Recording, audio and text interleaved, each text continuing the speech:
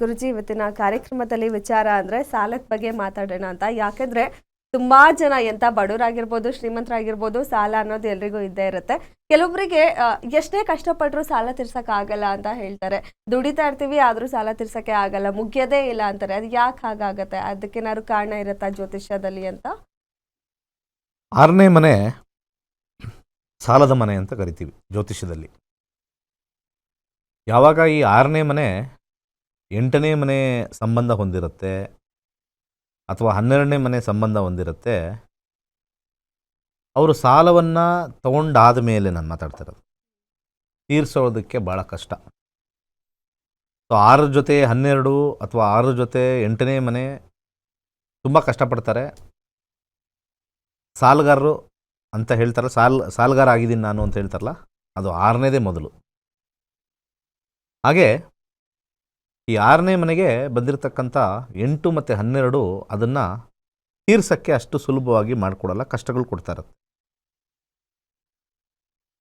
6ನೇ ಮನೆ ಯಾಕೆ ತಗೊಂಡಿದ್ದಾರೆ ಪರಾಶರದಲ್ಲಿ ಅಂತಂದರೆ, 6ನೇ ಮನೆ ಆ್ಯಕ್ಚುಲಿ ಬಯಕೆಯ ಮನೆ ಅಂತ ನಾವು ತಗೊಳ್ತೀವಿ. ಬಯಕೆ ಇದ್ದಾಗ ನಾವು ಅದು ಬೇಕು ಅಂದಾಗ ನಾವು ಸಾಲ ಮಾಡಿ ತೊಗೊಂಡ್ಬಿಡ್ತೀವಿ. ತೀರ್ಸಿದ್ರೆ ಆಯ್ತು ಬಿಡು.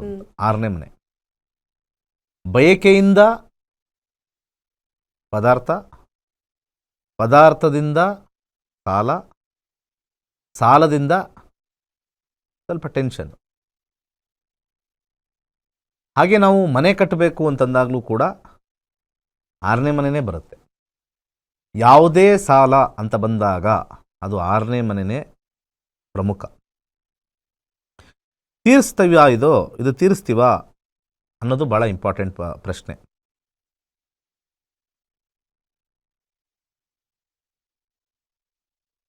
ನಮಗೆ ಲಕ್ ಬರಬೇಕು ಅಂತಂದರೆ ನಮಗೆ ಹಣ ಬರಬೇಕು. 6ನೇ ಮನೆಯಿಂದ 9ನೇ ಮನೆ 2ನೇ ಮನೆ ಬರುತ್ತೆ. 6ನೇ ಮನೆಯಿಂದ 9ನೇ ಮನೆ 2ನೇ ಮನೆ ಬರುತ್ತೆ. ಸೊ ನಮಗಲ್ಲಿ 9 ಅಂತಂದರೆ ಒಂದು ರೀತಿ ಅದೃಷ್ಟ ಕುಲಾಯಿಸ್ತು ಅಂತಂದರೆ ನಮಗೆ ಹೆಚ್ಚಿಗೆ ಇನ್ಫ್ಲೋ ಬರಬೇಕು. ಆ ಇನ್ಫ್ಲೋನೇ 2ನೇ ಮನೆ. ನಮ್ಮ ಜಾತಕದಲ್ಲಿ ದಶಾಭುಕ್ತಿಗಳಲ್ಲಿ ಯಾವಾಗ 2ನೇ ಮನೆ ಆ್ಯಕ್ಟಿವೇಟ್ ಆಗುತ್ತೆ ಅಥವಾ 6ನೇ ಮನೆಗೆ 2ನೇ ಮನೆ ಆಗಿರ್ತಕ್ಕಂಥ 7ನೇ ಮನೆ ಆ್ಯಕ್ಟಿವೇಟ್ ಆಗುತ್ತೆ, ಅಥವಾ 6ನೇ ಮನೆಗೆ 5ನೇ ಮನೆ ಅಂದರೆ 10ನೇ ಮನೆ ಆ್ಯಕ್ಟಿವೇಟ್ ಆಗುತ್ತೆ, ಹಾಗೆ 6ನೇ ಮನೆಗೆ 11ನೇ ಮನೆ ಆಗಿರ್ತಕ್ಕಂಥ 4ನೇ ಮನೆ ಆ್ಯಕ್ಟಿವೇಟ್ ಆಗುತ್ತೆ. ಇವೆಲ್ಲವೂ ಕೂಡ ಹಣವನ್ನು ಕೊಡುತ್ತೆ. 6ನೇ ಮನೆಗೆ 6ನೇ ಮನೆಯೇ 11ನೇ ಮನೆ. ಸೊ 11ನೇ ಮನೆಯೂ ಕೂಡ ಆ್ಯಕ್ಟಿವೇಟ್ ಆದರೆ ಸಾಲ ತಗೊಂಡಾದ್ಮೇಲೆ ಸಾಲ ತೀರಿಸ್ತೀರ. ಅದು ಬಿಟ್ಟು 6ನೇ ಮನೆಗೆ ಹಿಂದಿನ ಮನೆ ಆಗಿರ್ತಕ್ಕಂಥ 5ನೇ ಮನೆ ಇದ್ದರೆ ಸಾಲ ಮಾಡಿ ಓಡೋದ್ರು ಅಂತಾರಲ್ಲ, 5ನೇ ಮನೆ. ಹಾಗೆ 6ನೇ ಮನೆಗೆ 7ನೇ ಮನೆ ಆಗಿರ್ತಕ್ಕಂಥ 12ನೇ ಮನೆ,